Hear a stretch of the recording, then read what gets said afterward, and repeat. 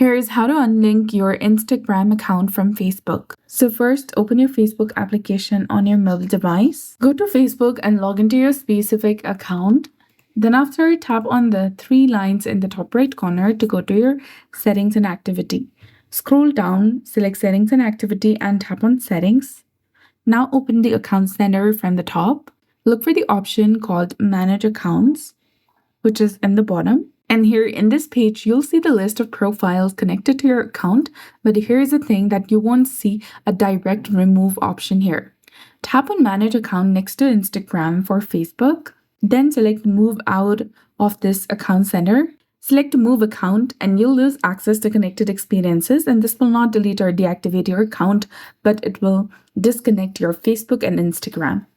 Then tap on continue from the bottom of the screen, tap on yes, finish moving, and you might need to enter the correct password of your Facebook account and you'll be done. So that's it. I hope you found this video helpful. If you did, please like, share, and subscribe. Thanks for watching. We'll see you again in the next one.